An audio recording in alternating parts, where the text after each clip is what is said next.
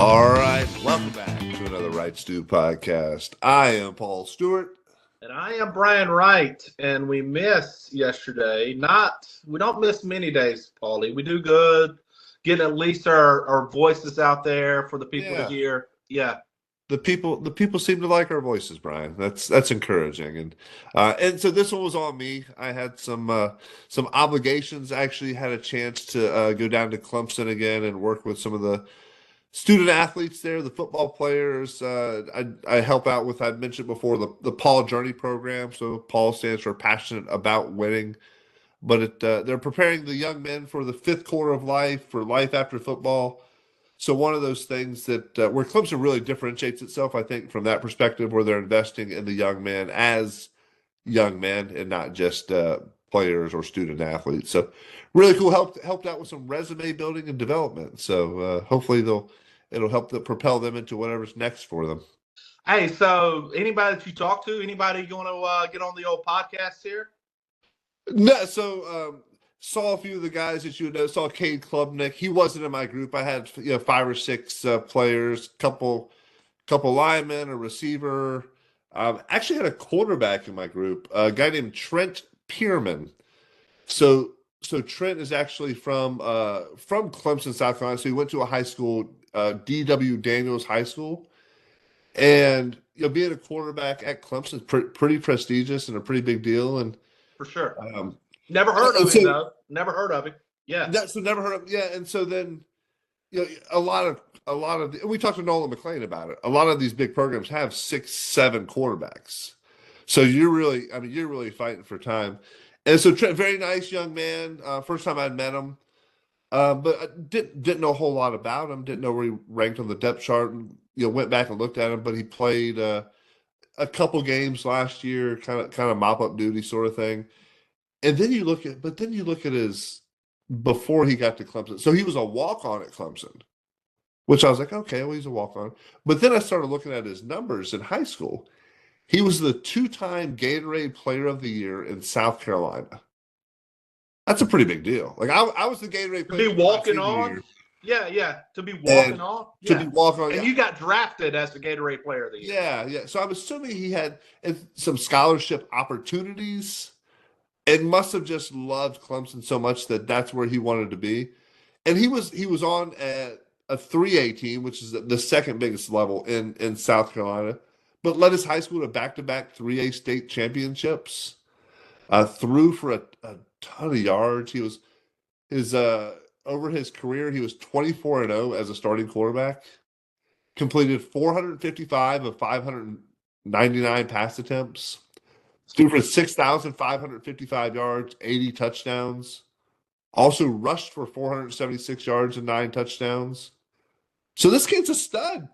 Yeah. There was actually another young man at the table who played against him in high school, and he was like, man, he was carving us up. Like he was the real deal. And he stepped foot. Where's he at on the depth chart now, Paulie? So according to a couple sites, it looks like he's 3rd on the depth chart.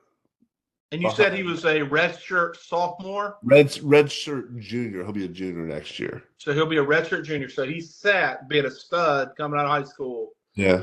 Hey, so the question is, you have a kid or yourself, however you want to view it or however you want to answer it. Whatever your school is of choice, whatever. Are you willing to go sit on that bench, or you play at a lower level and have a chance to go play? What's kind of your? I mean, obviously I respect the mental toughness to do all the work. Yeah. Play very little because it takes a ton of mental toughness to deal with that.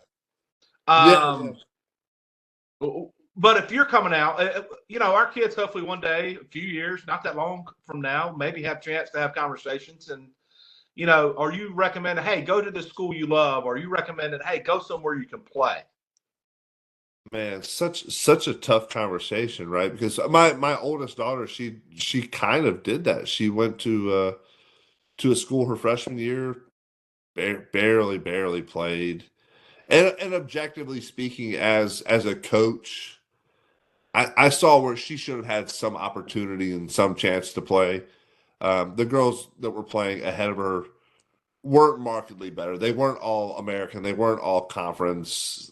You know, they did fine. They weren't bad players. But there should have been opportunity. And I would talk to her like, "Hey, how's practice going?" And she said, "Yeah, I was doing this and this." And so again, you're right. I think ultimately what you find is if you're a competitor, like you're going to do all you can to compete to get on the field. A situation like this, again, I met him for the first time yesterday. He may have grown up and just loved Clemson his whole life, and that's where he wants to be. But I think I'm at the point in my life where it's like, man, you only have so many reps, you only have so many years. And I saw my daughter essentially waste her freshman year, and they couldn't redshirt her for whatever reason because she got one at bat or whatever it was. And so it's like, man, I would hate to kind of waste. I don't call it waste a year of your life because you do learn things, you do pick up things that are going to help you in your future. Like I kind of joke about that now and talk about that now, but I legitimately led Pioneer League, Midwest League, and California League in home runs allowed. I tied a California League record. I gave up 6 home runs in one game. Right? Not ideal. And now you throw great BP. Yeah, I throw great BP that night in Lancaster as well. But I use those things now with my kids, right? Because like, hey, how do you bounce back from that? How do you handle failure? How are you a better teammate? What do you do in between? Do you change things or do you stay the course and just understand it was a rough night, right? I want to jump to that, then we'll come back to this. After you give up those 6 home runs, Paulie, I know you're not an alcohol drinker. How did you flush that? Or what was your mindset to flush something? I mean, that's like a golden sombrero. That's an 0 for 4 night, 4Ks. Yeah. Guy. Well, so part of it was the southern part of the California League, the ball jumps. The ball jumps really good. So Baseball America did actually a survey on like best hitters parks in the country in professional baseball. Colorado Springs was number 1. Makes sense. I think Colorado was 2. And then High Desert was 3, which is one of my home parks. And then Lancaster was 4, which is where I gave up those 6 home runs. And so, yeah, legitimately, a couple of them were just probably still haven't landed. A couple of them were wall scrapers, but at the same time, 6 home runs, 6 home runs. But I didn't change a whole lot. Yeah, I wasn't happy about it, clearly. And I remember it was kind of really odd as I piggybacked that night. So it wasn't a start, but I came in like in the second inning because they had like a kind of a guy rehabbing. So I came in like the second inning or third inning or whatever it was. And so I come out of the game and there's some guy in the crowd. And I have no idea who this person was, but he's at the end of the dugout and he's yelling at our manager that he should have taken me out earlier. Not because he wanted to win or lose, but he was worried about like my mental well-being. It was almost like it was my mom or dad who would. I want no sympathy. I want no. No, sympathy. I didn't. Yeah. I didn't want any of that. And I'm like, who is this guy? And like, and you know, I was in a dugout. Like in the dugout, it's just kind of you're there with the team, and this guy's chirping. There's some random dude who's like yelling at our manager, and I'm like, how long did you last? How many innings did you get? I think it was like 5 innings. You Four it out or 5 innings. It wasn't. I mean, yeah. So it wasn't the worst thing in the world, I guess. But again, failure like that, you learn perseverance. You learn to, hey, I'm gonna work hard and come back and do better next start. You can't do a whole lot worse, but knowing there's another start coming. There's and my first year in pro ball, played with a guy named Juan Zapata.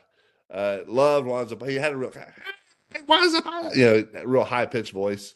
Dominican guy, was learning English, but just a super, big heart, good guy. And he called him anytime he give up a home run, he would call him a new day. He go, Astor, tomorrow is a new day. And so I was like, yeah, new day.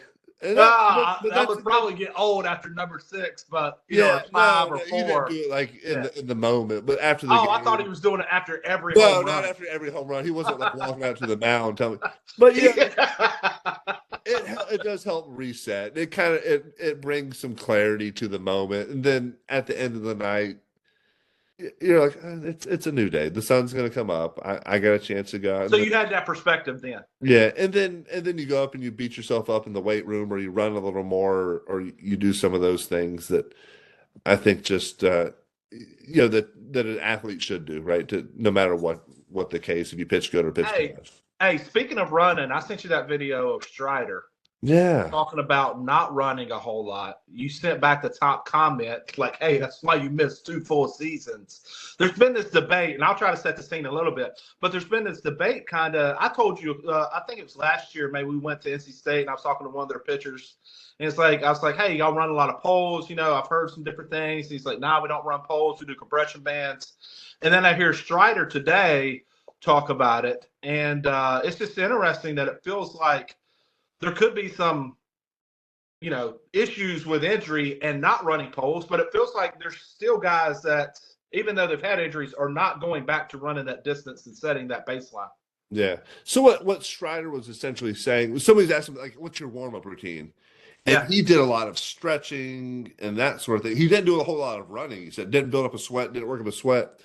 And his argument was like, "Hey, it's a very dynamic movement. Like running fast isn't going to help you throw harder." And I used to have guys who just were lazy and hated running. They would make that same argument because they didn't want to run. And at the same time, gosh, man, there is just such a proliferation of injuries and elbow injuries and surgeries um and guys aren't running as much, right? And I don't Yeah. know if there's a correlation. It seems like there is. I mean, there's a lot of other factors. I don't think we can pinpoint it on one thing. No.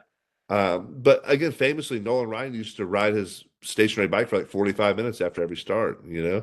I used to run, 25, 30 minutes next day after a start. And I So never you had, did not run the day of. You did not run if immediately after. again, like sometimes If more it's an like, early day. Yeah. more like at home, sometimes the day after I would run that night. Like if it was a rough outing, I would just kind of try to blow Want to steam flush off. it. Yeah. And two, sometimes after you need your body to settle in for those blood cells before you can flush it out, right? It was still too new. But to be Yeah, it's interesting. Interesting. yeah, So going back to the Clemson guy, are you setting for? I mean, he's going to end up setting for 4 years, still third on the depth chart. A ton of respect to the guy, yeah, but it's like your prospects of getting picked up. I mean, your football prospects you've let die with the program that you love. I don't know. It's yeah. just a Yeah, I don't know. interesting So, dynamic. yeah, I would imagine and no shade to Coastal Carolina or like my alma mater, Campbell University, but I'm assuming he could probably go there and start right now. That's what I'm saying. Yeah. Well, I mean, yeah. Like go play. So and again that goes back to what we were kind of touching on earlier. And especially I see it with my daughters now playing college softball. It's like man, they're not going pro at softball. There's no real pro softball league, right? And you've only got 4 years. And that's it. It Yeah. was it was kind of sad. Like for Christmas this year, we bought my oldest her a new softball bat, and I was like, crap, this is probably the last bat we're ever going to buy her.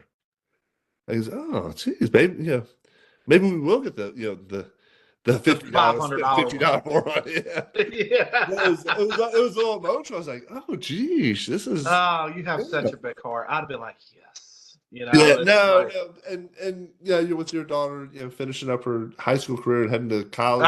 the same way doing lacrosse. I'm kind of like, we got one more tournament we got to pay for, and she's got to go, and she gets to play with her coach, her future coach. They do this Yeah, event, and so that's good. and part of it's like, dude, that's another, couple grand just by the time you pay for the experience, Yeah, and it's like, dude, I paid for a lot of experiences for my kids, and it would break my heart if they got into a situation where, again, everybody can't play. I completely yeah, understand that. But given real opportunity, and if you're good enough, you want to, you want to be able to play. yeah, and it's an interesting culture now as well, and we're in the heart of it with travel sports. If you're not playing, I'll go play for another team. Yeah, I'll take my stuff and go, and you can always find another team. So it might not be at the level you were at. It might be at a higher level. You don't know.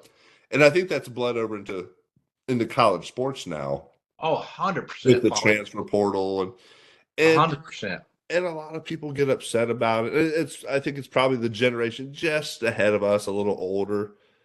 They're like, "Oh, that's not fair. They shouldn't be able to transfer. They shouldn't be able to do." And it's like, but why not? Like coaches can, yeah, I mean, you're cheering for laundry, right? That's what you're cheering for. You're cheering for a uniform. You're cheering for your. I mean, most people can't name more than a couple players or student athletes at their university. I don't think, right? You can probably name the quarterback, a wide receiver, a running back, maybe the best basketball player. If you're a baseball dude, maybe a couple baseball players or whatever your sport is.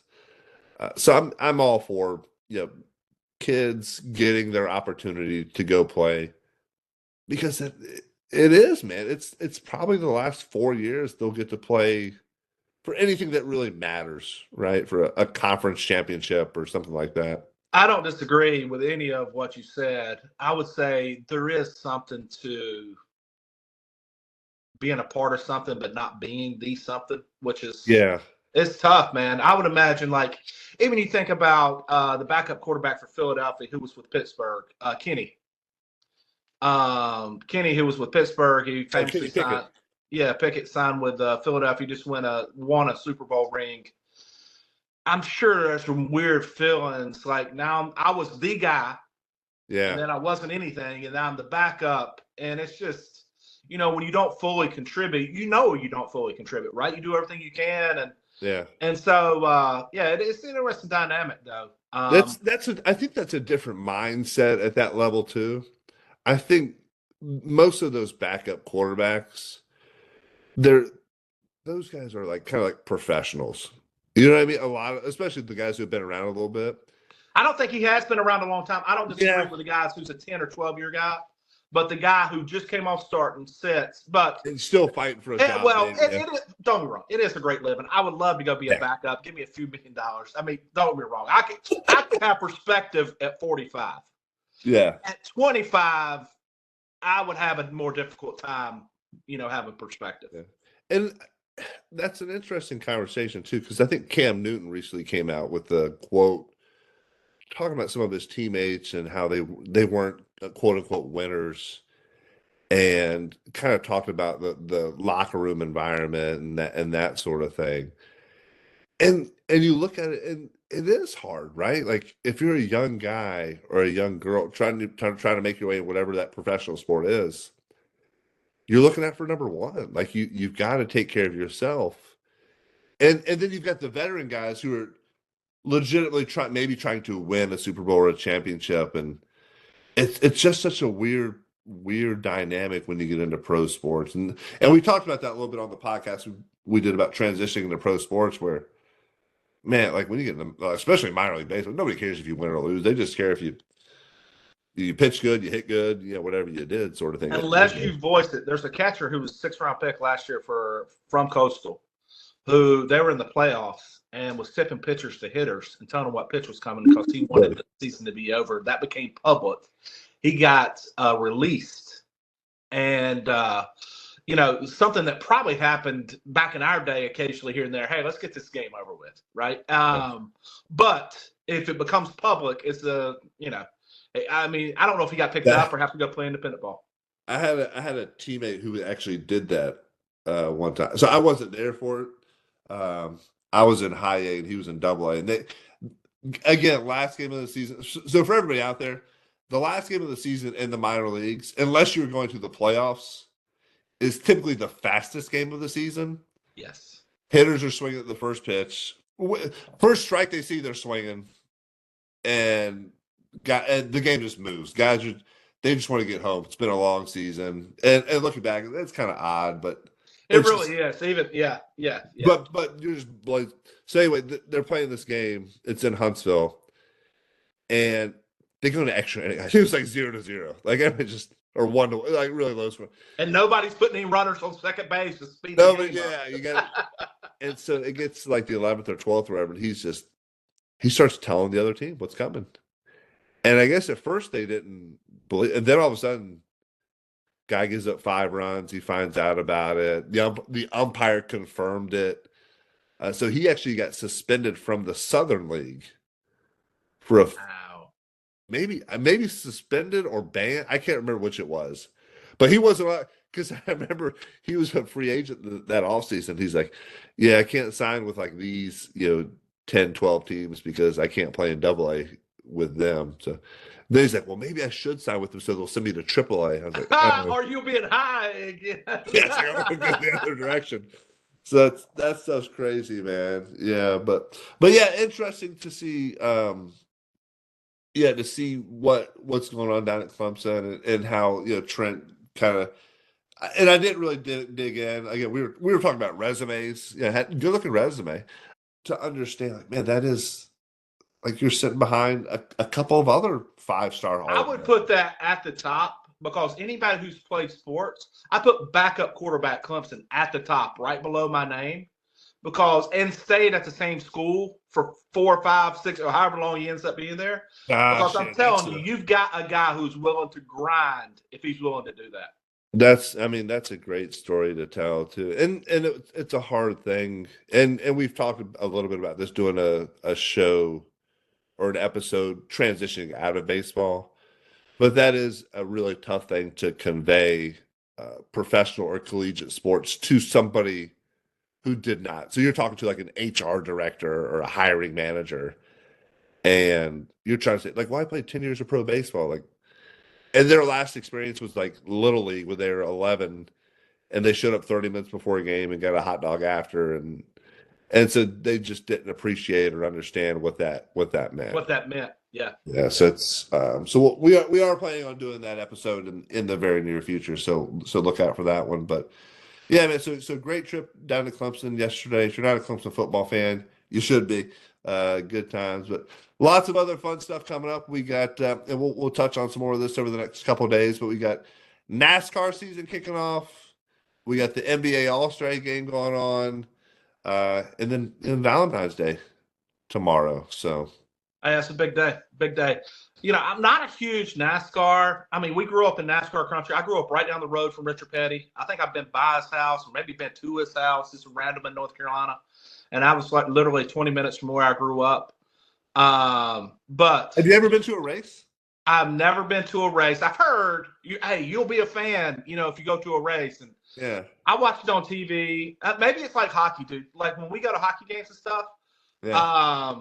Dude, the hockey in person is awesome. It's a blast. But racing on TV, unless there's a wreck, and you're torn with that, right? Because you don't want guys to get killed. I'm torn or get now hurt. as a kid, yeah, that was exciting. Now as an adult, I'm like, oh god, that's awful. Yeah. Yeah. So I'm not a huge NASCAR. It's weird. Daytona 500, right? Is that what it is? So it's first. Daytona's the first one. Yeah, it's kicks off the whole thing.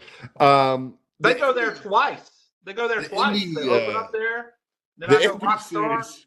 Yeah, the Indy Series actually had a couple commercials. Like I don't know if they were in the Super Bowl, but right before the Super Bowl, trying to promote the Indy racing circuit. Formula One has become its own life. I don't know the generation younger than us. They love F1. Yeah, dude, it's like it become a call. It's like, dude, if you love F1, you should love NASCAR. It's like the better version of racing. I don't know. To me, maybe it's not. I'm not a real fan. I've never been to a NASCAR race. My dad went to the 1988 Indy 500. Rick Mears won that one. That's incredible. You pulled that out of your head. Yeah, that's but then I've been to the Wake County Speedway. Seen a couple. How do you feel about that? I love the Wake County Speedway, man. I've been probably 4 or 5 times in my life. A little quarter-mile track, and they have different kind of cars that they. My favorite race is always the one that's like bring your own car to the track. You have to have like a. Well, that's all of them, right? At that point. No. They're like legit racing cars. Like they have some mini cars. They have some different. I don't know what they all are, but it's like legitimate people who are like they have the suits on. Maybe do like a live broadcast or do a broadcast. We'll do like our trip. Wake County Speedway. Yeah, we should just take our families there. Go do that one night. That would be. It's a good time, man. Like I always enjoy it. So anyway. Lots of good things coming up. We'll be touching more on that, and well, maybe some NASCAR. Maybe we'll go check out a race. Live broadcast from the Wake County Speedway here in Garner, North Carolina. Yes. So, Anyway, well, thank you for listening. Hey, make sure you're clicking, subscribing, liking. So when you wake up in the morning, you get that notification. Like, you know what? On the way to work, we'll listen to that Wright Stew podcast. Listen to Paul and Brian. There you go, brother. So, all right, y'all have a great day. Out. Go Pack.